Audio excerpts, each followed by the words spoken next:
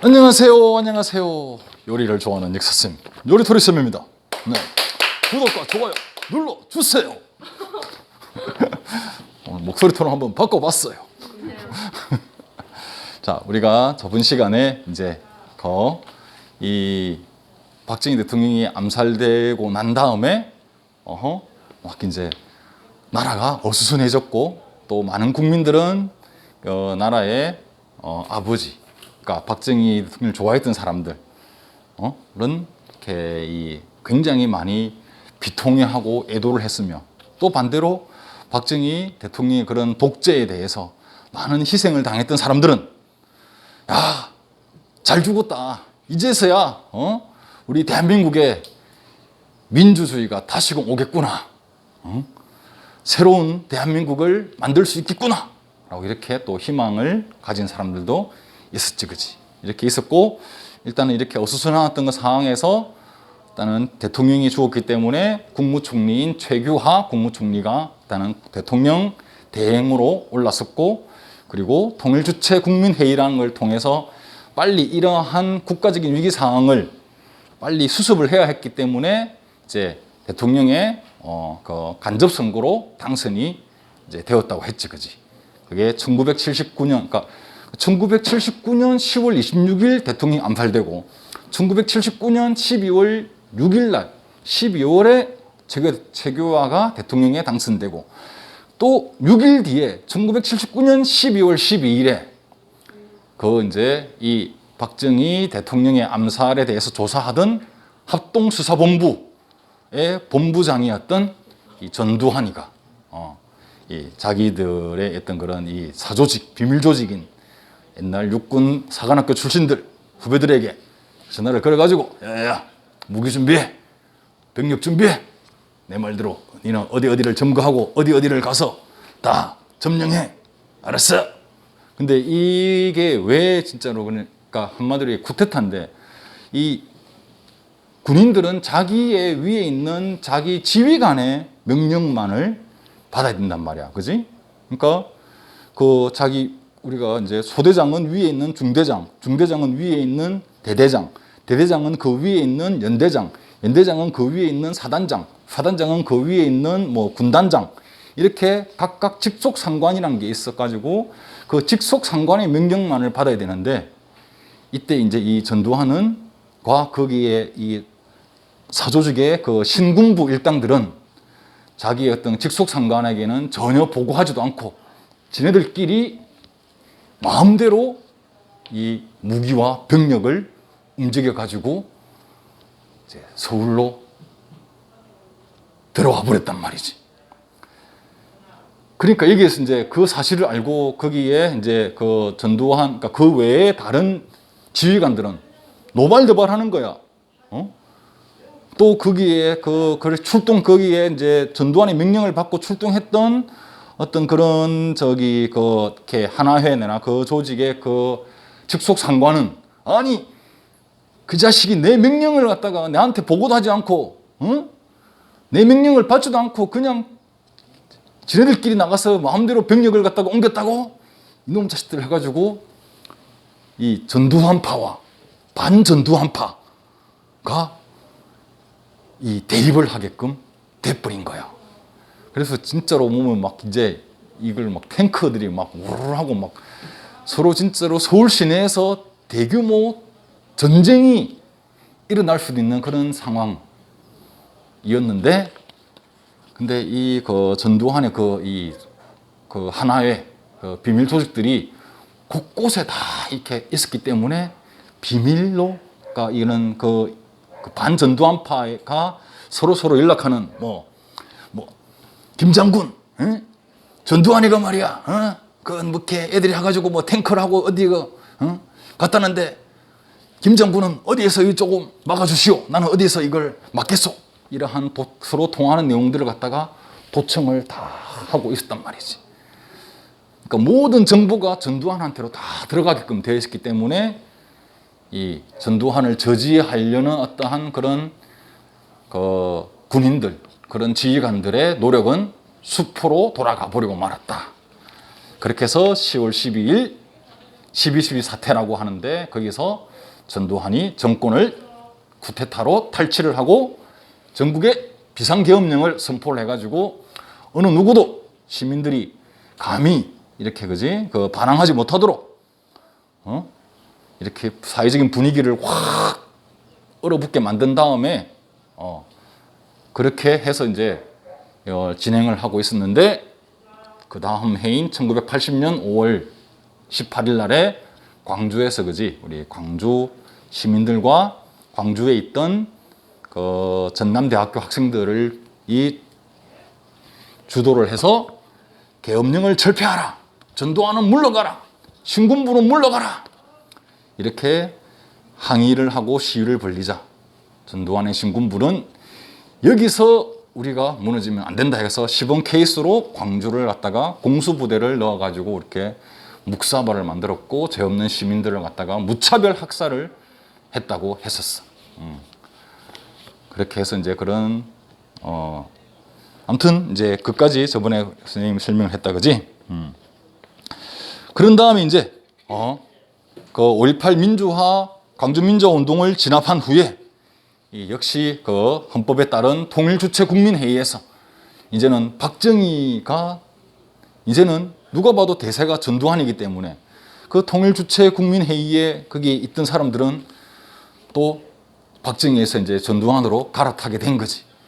그래서 1980년에 전두환을 대통령에 당선을 시켜주게끔 되는 거야. 그렇게 해서 이제 전두환이 이제 그 11대 간접 선거에 의해서 11대 대통령으로 선출이 되고 그 다음 해인 1981년에 또 헌법을 바꾸는 거야. 이 사람들의 특기는 헌법 바꾸는 게 특기인가 봐. 뭐 정권만 잡으면 헌법을 바꾸대요. 헌법 바꾸는 게 얼마나 힘든 일인데, 지금은 헌법을 바꾸려고 하면 이제 국회의원들의 3분의 2가 제안을 해야 되고 거기서 국민 투표에 의해서만 전 국민들이 투표를 해서 거기에 대해서 이게 찬성 반대를 해야만이 바꿀 수 있는 내용이 헌법이란 말이지. 이때는 그냥 야 헌법 바꿔 하면 뭐 그냥 막 헌법이 그냥 이게 바뀌어졌던 아주 어이없는 그런 상황이었다. 그렇게 아무튼 이 1981년에 헌법을 갖다가 이제 바꾸는데 여기서는 뭘 하냐니까 이제 대통령 임기를 갖다가 7년으로 바꿔. 이제 7년 이 단임제로. 7년 단임제. 그래도 그나마 이 앞번의 헌법은 박정희가 연임 제한을 없애버렸잖아. 무제한으로 할 수 있는 걸 했잖아. 근데 그래도 또 전두환은 일단은 7년으로 앞에서는 이제 그게 임기가 우리가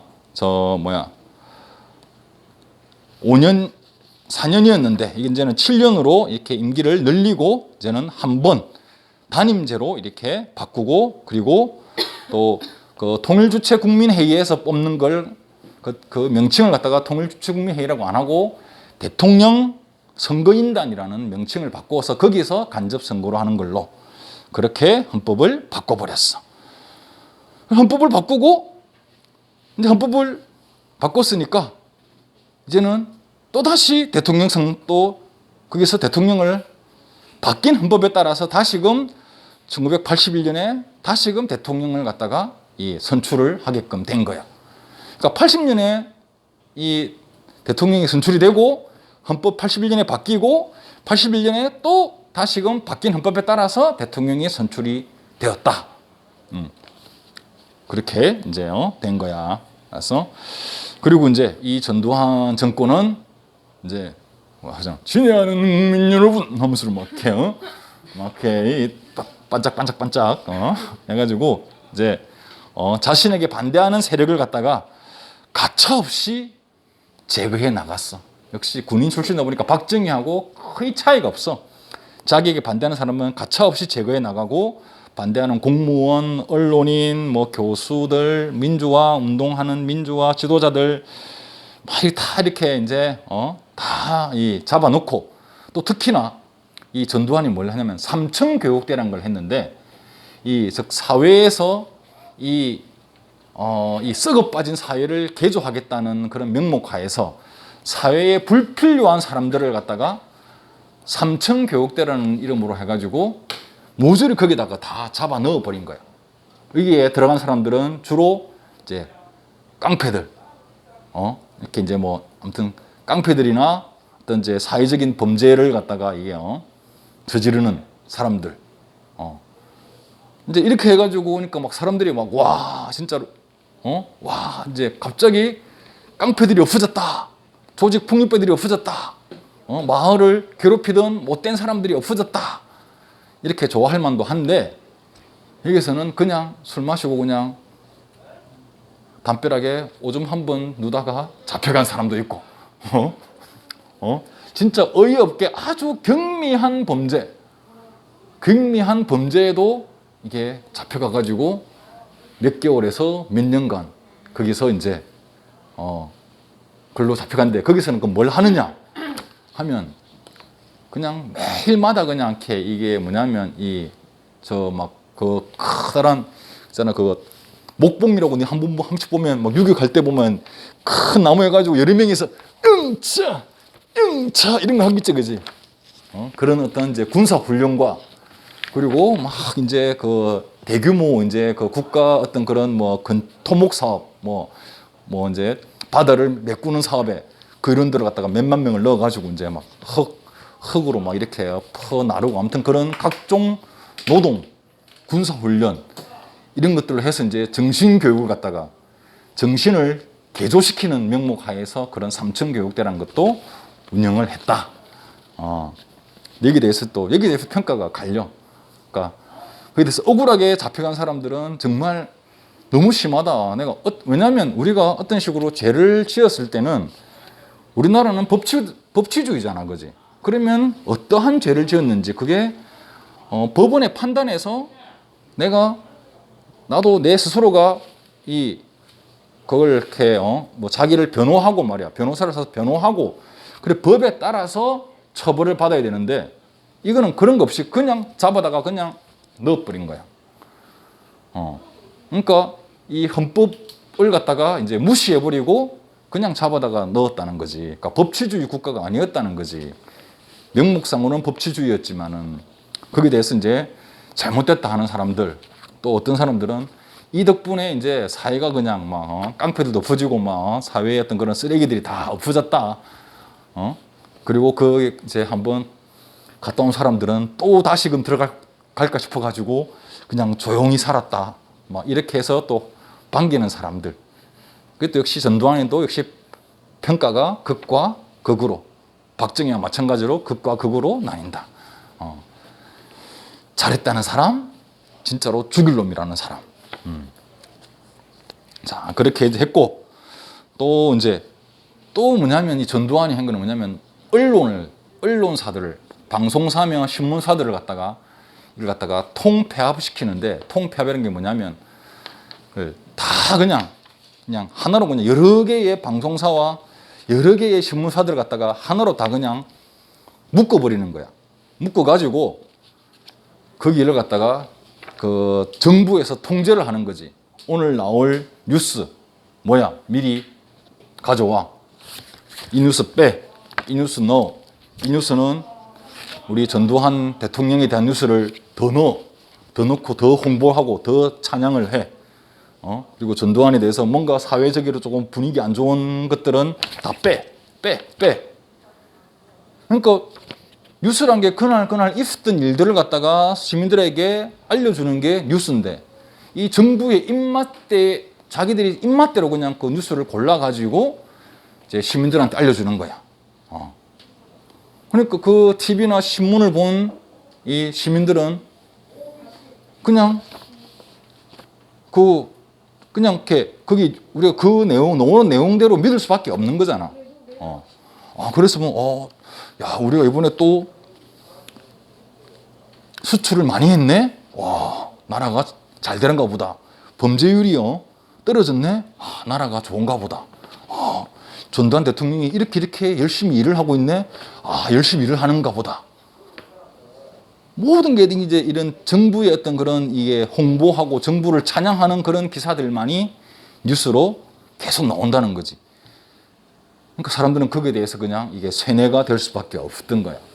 정확한 어떤 현실에 대해서는 탄압하고 잡아가두고 이렇게 한 내용들은 전혀 알 수가 없으니까 그렇게 이제 했고 근데 또 그리고 이제 또 한편으로는 이 이제 전두환이 이제 여기 보면 이 당근과 채찍을 갖다가 두 가지를 이렇게 함께 썼어.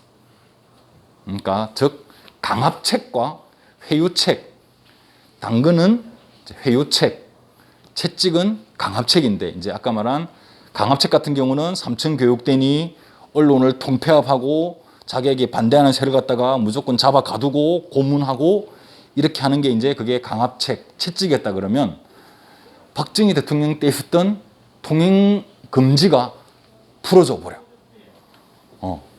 원래 밤 9시, 10시부터 다음날 새벽 4시나 5시까지 사람들이 통행을 할 수 없었는데 통행 금지가 이 전두환 들어와가지고 없어지는 거야. 그럼 사람들은 와 이제는 밤에 나가도 된다. 밤에 술 먹어도 된다. 와 해방이다. 이렇게 생각이 되고 또 이때 프로 스포츠라는 게 생겨나. 프로 야구, 프로 축구 이렇게 이제 그러니까 이 시민들의 어떤 그런 사회나 정치에 대한 불만을 갖다가 오락거리를 제공함으로써 그러니까 스포츠 이런 거에 대해 이렇게 사람들로 빠지게 하면서 너희는 정치에 아예 관심을 꺼라.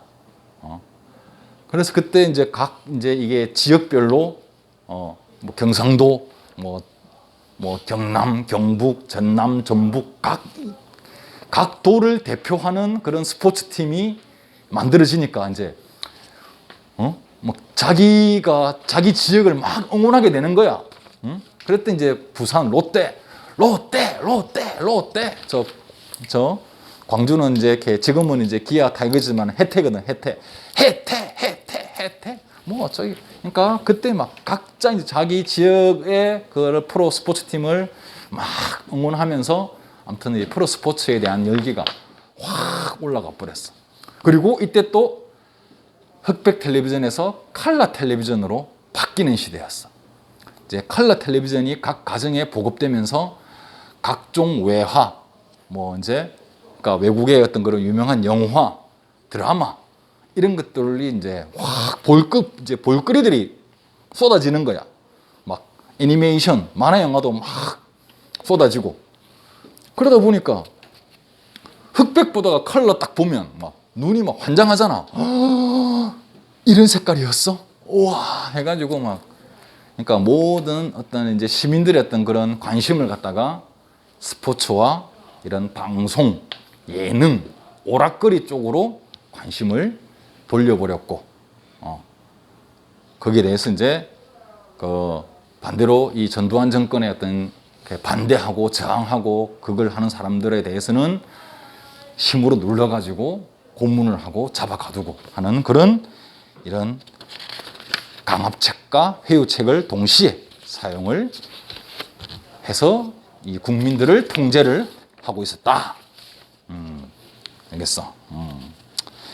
이제 그렇게 해서 이제 쭉 시간이 흘러가.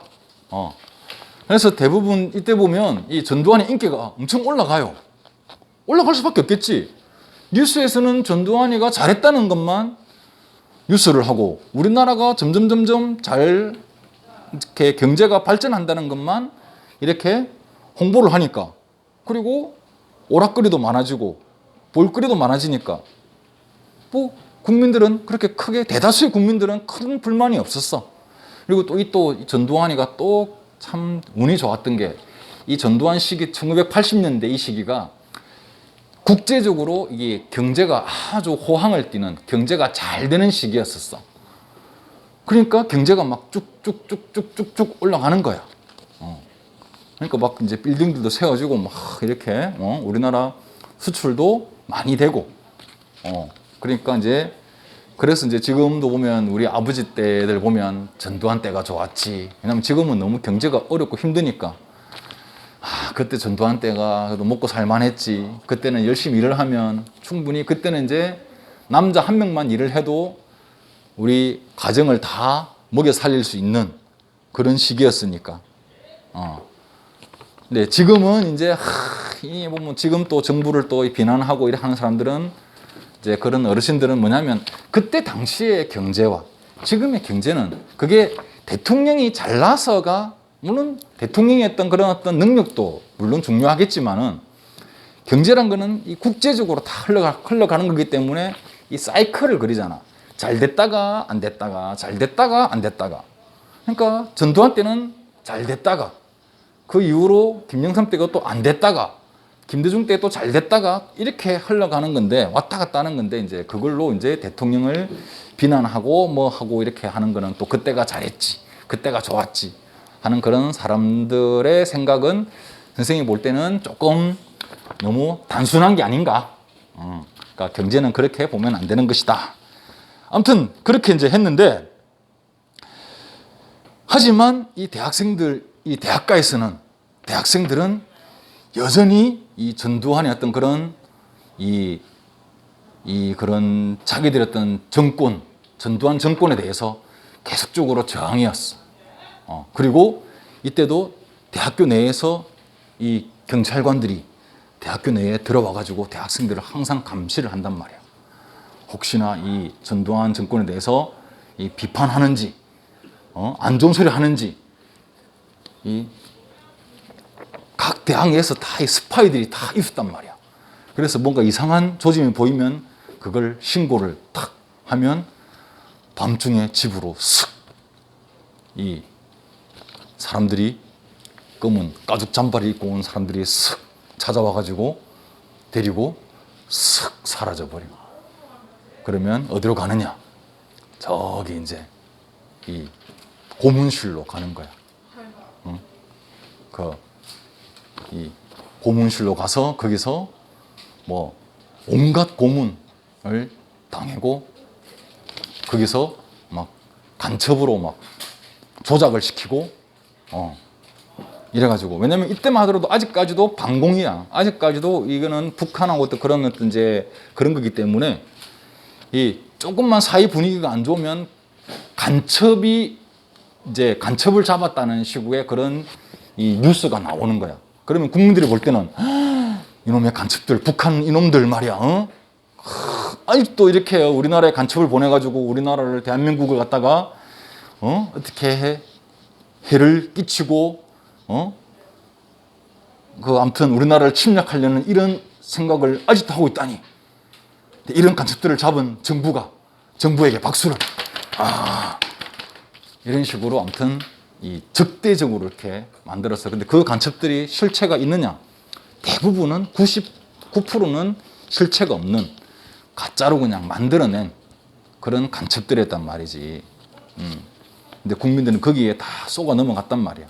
아무튼 그렇게 이제 대학생들을 갖다가 이렇게 막 감시하고 하던 중에 1987년에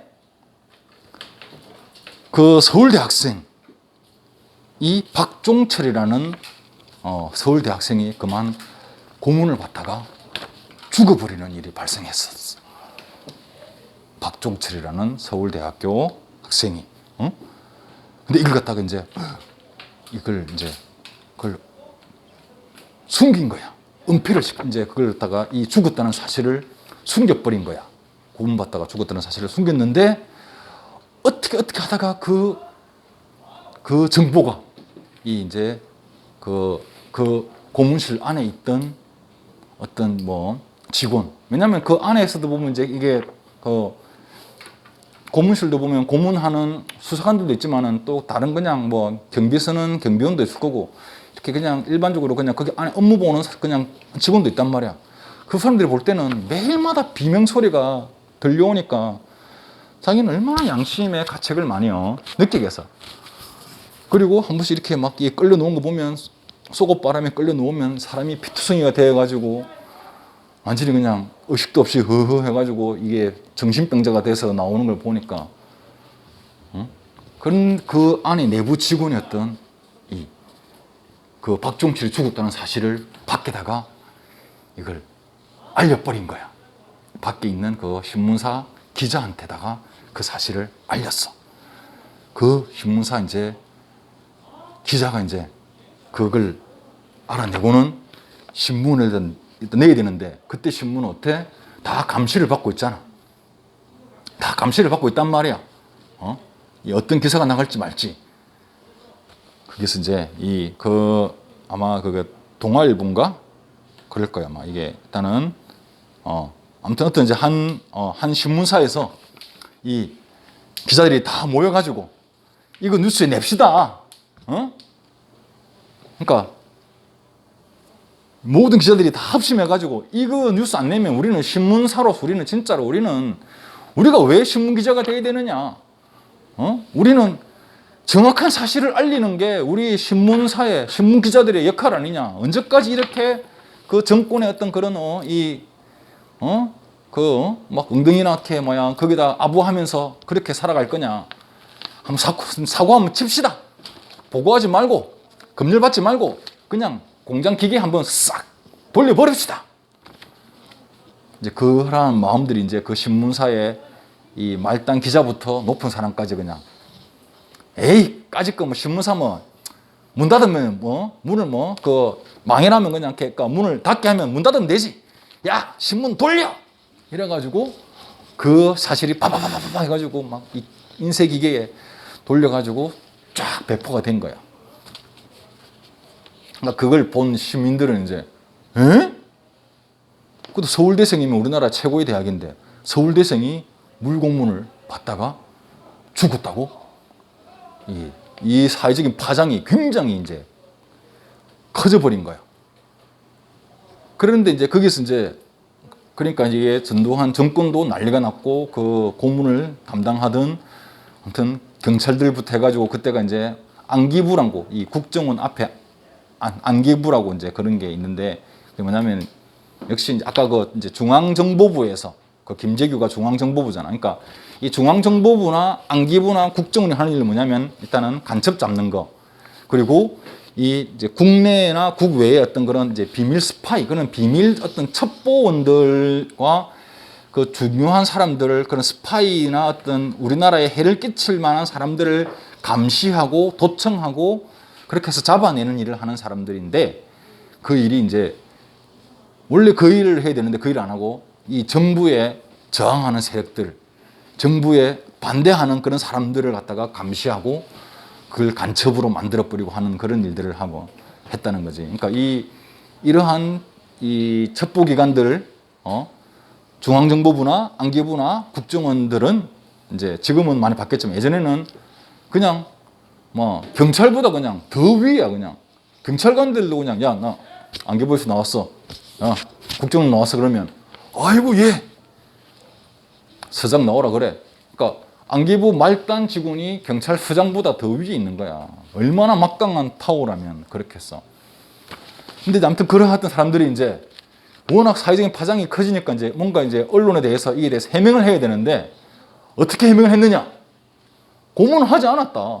고문하지 않고 물어보는데 내가 책상을 탁 치니까 갑자기 놀래가지고 하고 죽어버렸다. 이런 말도 안 되는 이걸 갖다가 이제 기자들을 모아놓고 기자회견을 한 거야. 유명한 책상을 탁 치니 하고 죽었다. 그걸 사람들이 믿어주겠어? 못 믿겠지. 이때부터 이제 대학생들이 이제 나와서 이 박종철의 죽음을 계기로 나와서 이제 이렇게 이 전국 대학생들이 이 정부를 저항하는 민주화 시위를 갖다가 이렇게 벌리기 시작했었어. 그리고 특히 또 이게 이제 부산과 그 예전에 그러니까 부산 마산의 그것처럼 이제 이때도 이제 저 1987년 6월 달에 이제 원래 87년 1월 달에 이제 박종철이라는 학생이 죽었고 이 시위가 점점점 벌어져 가지고 1987년 6월 달에 전국적인 어떤 그런 시위가 벌어졌어요. 우리가 이걸 갖다가 6월 항쟁이라고 불러. 6월 민주화 항쟁. 전두환 정권 물러가라 이렇게 해가지고 전국적인 시위가 일어나니까 이제 전두환 또 87년에는 대통령 선거가 있던 해였단 말이야. 대통령 선거가 있던 해였기 때문에 12월 달에 대통령 선거가 있었는데 지금 이게 이제 난리 난 거야. 그래가지고 그때 이제 이 시민들이 이 요구하는 거는 뭐냐면 헌법을 다시금 개정하라 했어. 헌법을 다시금 가 이제 개정을 하라. 그러니까 지금 이렇게 간접 선거에서 직접 선거로 국민들이 뽑는 대통령을 뽑는 선거로 바꿔라. 헌법을 개정하라. 라고 요구를 하고 전두환 정권 물러가라.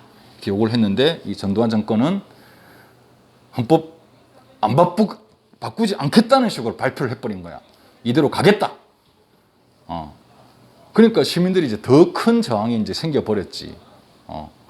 이 더 큰 저항이 이제 생기고 이게 그 시위가 점점점 이게 벌어지다 보니까 이때 이제 그거 이렇게 다음 이게 대통령 후보가 누구냐면 노태우. 그러니까 이게 여당의 대통령 후보는 노태우였어.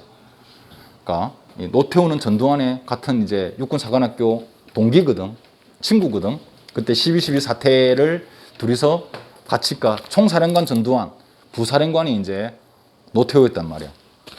그렇게 이제 이게 노태우가 이제 그 여당 대표로 자기가 전두환 뒤를 이어서 다음에 이제 간접 선거로 대통령이 당연히 되겠지 생각했는데 이 시민들이 직접 선거로 너무 말 들고 일어나니까 여기서 이제 이 노태우가 할 수 없이 항복 선언을 해. 이 시민들의 요구대로 헌법을 바꾸겠습니다. 대통령 직선제로 하겠습니다. 그게 이제 6월 29일에 해서 6.29 선언.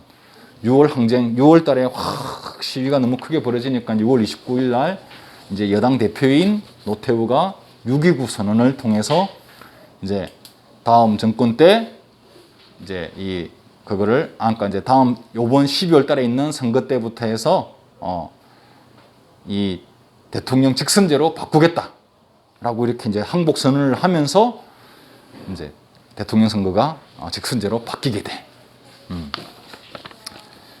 그러면 이제 여기에 노태우에 대항하는 우리 그 민주화의 야당 대표들은 누구였냐면 잘 아는 김대중과 김영삼이란 말이야. 근데 이 둘이가 서로 힘만 합치면 그냥 바로 대통령이 돼요. 응? 그러니까 그냥 대통령이 그냥 돼버리는 건데 이 김영삼도 자기가 대통령 후보를 양보할 수 없다. 김대중도 내가 대통령 후보를 양보할 수 없다. 서로 고집을 피우다가 다 후보로 넣어버린 거야. 그러니까 어부지리로 그 표가 이제 이때도 이제 김영삼은 경상도, 김대중은 전라도. 그러니까 전라도 사람들은 다 김대중, 경상도 사람들은 다 김영삼. 그 외에 어떤 이제 지역에는 어떻게든 이게 이제 노태우 돼가지고 노태우가 어부지리로 진짜로 운 좋게끔 대통령에 당선이 되어버리고 말았단 거지. 13대 대통령으로 당선이 된 이런 어이없는 여기에 대해서 시민들이 이제 그래 이 김대중과 김영삼 보고 욕을 많이 했어. 너희들도 대통령이 완전히 이 욕심에 말이야. 대통령이 되어보려는 욕심에 이 국민들이 지금 얼마나 이 야권 이 민주화 후보 한 명의 후보로 단일화를 해야만 되는 이 상황에서 너희들이 각자의 욕심 때문에 이 말이야 대통령 선거를 져버렸으니까 어떻게 할 거냐? 둘 다가 막 고기를 푹 숙이고 막 그렇게 아무튼 가장 뼈아픈 실수를 이때 하면서 노태우가 다시금 대통령이 당선이 되었다. 그러니까 이제 거기 보면 1987년에 6월 민주항쟁이 전두환 정부의 반인권적, 비민주적인 태도가 지속되고 박종철이라는 게 고문을 하다가 죽이는 걸 고문치사라 그래. 고문치사 사건 등이 일어나고 대통령 직선제 개헌을 요구를 했는데 전두환 정부가 개헌 요구를 거부를 해. 개헌을 거부를 하니까 하고 민주화 시위를 갖다가 그때 막 이제 막 최루탄하고 경찰들 전경들 해가지고 엄청나게 탄압을 했단 말이지. 그때부터 이제 6월부터 이제 전국적으로 민주화 시위가 확산이 되었고, 결국 이제 6.29 선언으로 항복 선언을 하고, 이 헌법이 바뀌는데 이제 5년, 대통령은 7년에서 5년이고 단임제 한 번밖에 할 수 없다. 그리고 대통령은 국민들의 직접적인 투표로, 직접 선거로, 직선제로 한다. 이걸로 해서 개헌을 되었고, 노태우가 어부지리로 대통령에 당선이 되었다. 그 이후에 이제 그 노태우 이 정부 때 이제 1988년 서울 올림픽이 열렸고, 또 이제 노태우도 나름대로 또 보면 또 잘, 물론 광주 민주화 거기에 학살했던 같은 어떤 이게 전두환과 한패를 했지만은, 또 대통령을 하면서 또 나름의 어떤 그런 다 잘한 일도 있고 못한 일도 있어.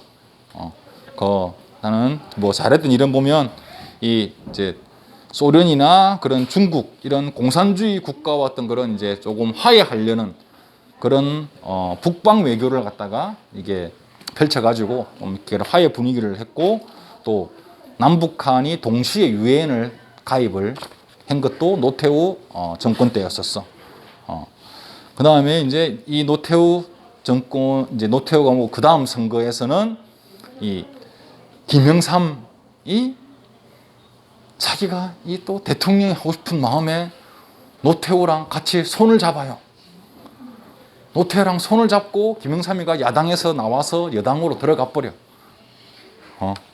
그래서 또 김영삼 대 또 김대중이 또 서로 같이 또 대통령 선거에 싸우는 일이 벌어지고, 그렇게 해서 아무튼 김영삼 정부가 있고, 그 다음 또 김대중, 이제 이때 또 이제 김영삼 이제 정부 때는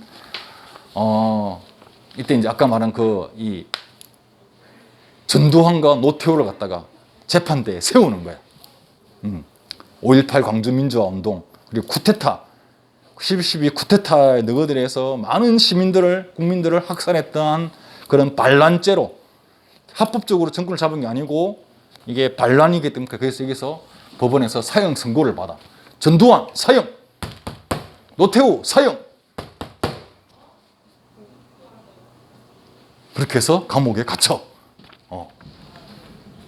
근데 이제 뒤에가 다시금 다 또 풀어주지 또. 또 다 풀어줘. 다 풀어주고 그냥. 그리고 이제 금융실명제란 걸 김영삼 정부 때 실시를 했다. 금융실명제. 이게 뭐냐면, 금융실명제가 뭐냐 그러면 이제 이때 보면 이게 이제 자기 원래 이게 모든 동거래는 자기 이름으로 해야 되는데, 그리고 보면 대포 통장이라고 하지. 자기 이름이 아니고 다른 사람 이름을 빌려가지고 세금 안 내려고, 아니면 돈을 몰래 숨기려고. 이제 그렇게, 그러니까 이때 이제 이게 보면 우리나라에 돈이 이렇게 돌고 도는데, 이 지하에서 돌고 도는 돈이 이 위에, 즉 합법적으로 돌고 도는 돈의 10배가 이상 지하에서 돌고 도는 거야. 그런데 이렇게 지하에서 돌고 돌면 이거는 불법적이기 때문에 세금도 안 내고 뇌물이나 어디 어두운 곳, 안 좋은 곳에다가 막 써여지는 거야. 그래서 김영삼 대통령이 여기서 금융실명제, 자기 이름으로 된 통장만 인정하고 그 외에 불법적인 게 발각되면 다 국가가 몰수한다. 이러한 강력한 법을 갖다가 이렇게 내버렸어. 이름으로써 이제 이게 지하에 있던 돈이 위로 올라오는 이런 이제 일도 있었다. 근데 이때는 다시 또 경제가 또 밑으로 또 깔아는 시기였었어. 그래가지고 우리나라가 IMF가 경제 위기가, 국가 부도 위기가 나가지고 IMF가 와가지고 진짜로 나라가 휘청휘청 되는, 전 사람들이 다 회사가 다 망하고 회사가 부도나고 막 이제 회사에서 다 잘린 사람들이 한강에서 투신 자살하고 모든 아버지들이 그냥 막 한꺼번에 그냥 다 그냥 이게 뭐 아무튼 회사가 줄줄이 그냥 회사가 다 망해버리는 거야. 그 회사에서 일하던 모든 사람들이 다 잘려버리는 거야. 이 사람들이 일할 데가 없어. 취업할 데가 없어. 그러니까 다 그냥 자살 아니면 노숙자로 이렇게 되는 그런 엄청 경제적인 위기가 김일성 정부 말에 왔다. 그러다가 이제 그 다음에 대통령으로 이제 김대중 대통령이 당선이 되고 김대중 정부가 이제 들어서면서 우리가 잘 아는 금 모으기 운동, 금을 모으자. 이 왜 나라가 이게 부도가 났고 나라가 힘들어졌냐면 나라에서 이게 금을 항상 어느 정도 보유를 해야 되는데 그 금의 양이 이제 일단은 이제 달러를 보유해야 되는데 그 달러가 부족했던 거야. 그러니까 뭐냐면 이제 그 달러랑 금하고는 가치가 일단은 이제 어떤 동일하니까 그 금을 모으면 금으로 달러를 살 수가 있단 말이야.